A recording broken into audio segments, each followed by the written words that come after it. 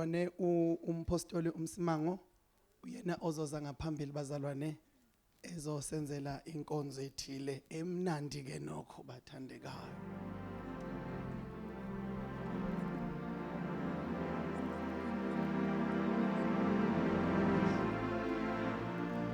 Mayibonke inkosi.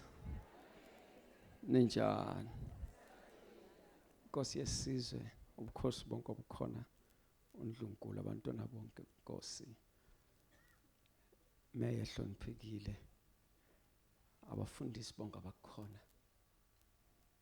Ngithi angibingelela umfundisi uNdlovu wacula emshadweni wami sehlelo umoya ngo2004. Katsheni. Bishop, thank you very much. Nonkosazi wakhe and the word that has been preached. Baba Thwala mhlobo wami. Kuthiwe la ngizothatha imali yamaphepha.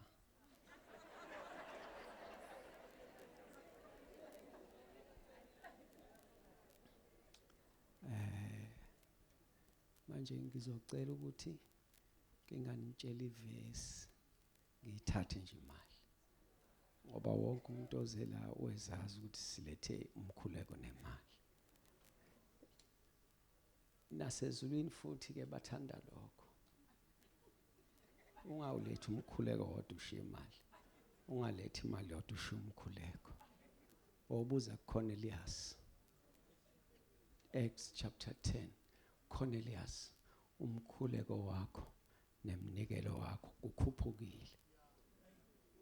Prayer and money, they good partners. Obheka mothandaza kakhulu avuhlupheka. Uhluphekisa ukuthi uqiniseke kakhulu emthandazo. Obheka ama intercessors sesontweni wakho wonke ahamba ngezinyawo.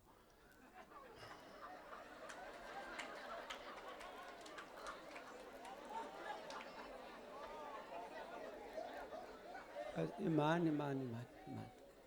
Angiphinde kahle le statement. Bheka wonke ama intercessors sesontweni lakho ahamba ngezinyawo. Ngoba yaqinisa emthandazweni bese godla emnikelweni. Bonke abathandaza kakhulu banganikeli bahlupheka badlulwa abahedeni.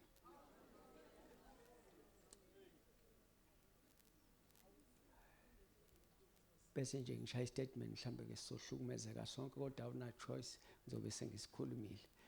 Leli gama elithi salvation lisho ukusinda esonweni as we always preach, but ngeke ngalibheka kwabusha ku dictionary.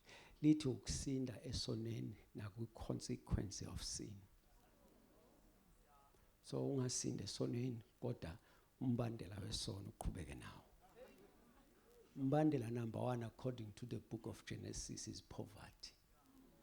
Wonke ohluphekayo nensindiso ihlazo.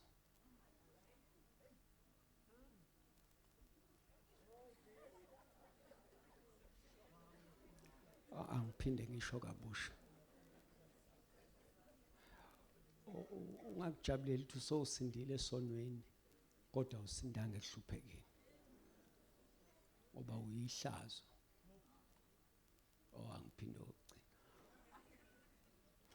Wonke osindile esoneni kodwa ongasindanga ehluphekeni uyihlazo. Akasilona nje ihlazo kuyena kuphela. Uyihlazo nakuloNkulunkulu athi ubaba wakhe. Ngoba loNkulunkulu othi ubaba wakho kuthiwa ubaba wegolide nesiliva. Manje kufuna uresemble yena. And sine proof yokuthi yena nokuhlupheka akahlangana. Ngiyazi nina nithanda uLazaro lokuthiwa wayehlala esangweni lesicebe. Udodi lo baba lo.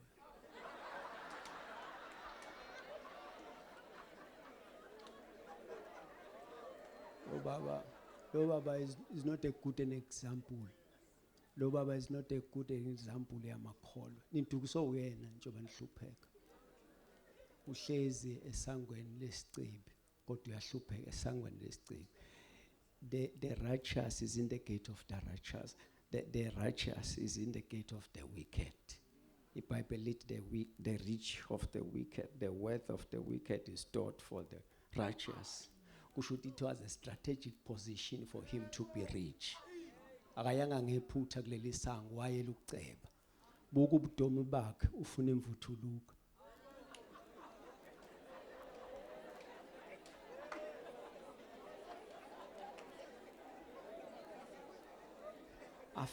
afikile esangweni lesicebi afikile esangweni lesiceba afikile esangweni lesicebi efikile endodeni engakholwa engenaNkulunkulu embi iBhayibheli lithi ingcebo yababi ibekelwe abalungileyo kufika olungileyo esangweni lo mubo ocebile ufikele ukuzolanda ingcebo wafika wacela imvuthuluka kuba ukuhlupheka noma ungathi into yakini yimbi lento yakini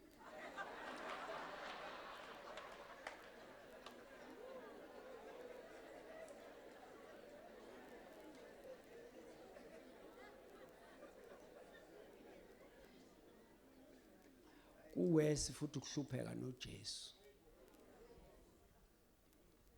abasezulwini abakufuna ukuhlupheka to an extent that even for them to take you a day to change your financial status bangakwenza ubuzo wesifazane wayenamafutha endlini ekseni wavuka akweleta ekseni sekufike umbolekisi ezolanda yamadodana kwafika umuntu kaNkulunkulu amazulu afuna ukungenelela ukuthi aphume lenxaka wathi umuntu kaNkulunkulu unani wathi amafutha akhe landana izitsha zalanda izitsha you know the story amafutha agcwala kuzona zonke izitsha mase egcwele uyabuthi emprofeti ningi indaba amafutha agcwele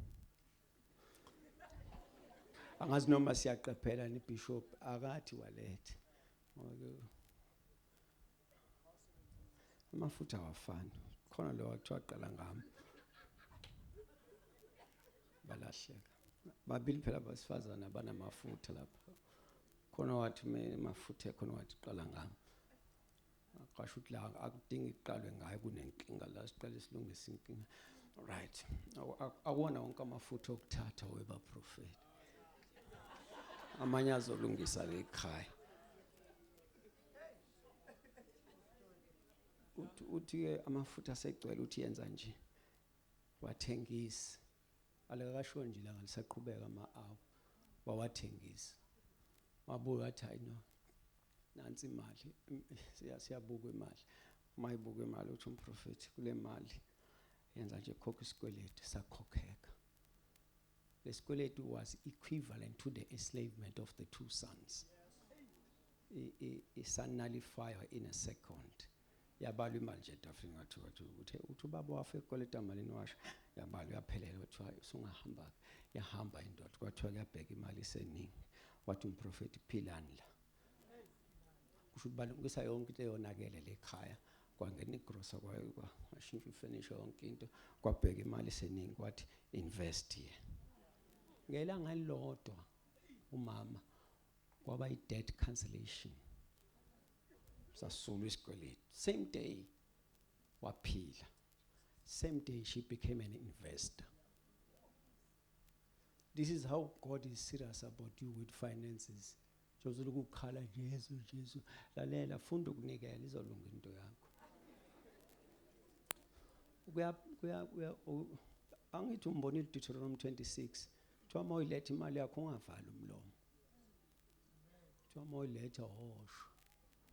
Manje wena uyiletha usho kunye ingakho nalokho. Ukuthi uyiletha ukuthi ngizosala nani. That is why.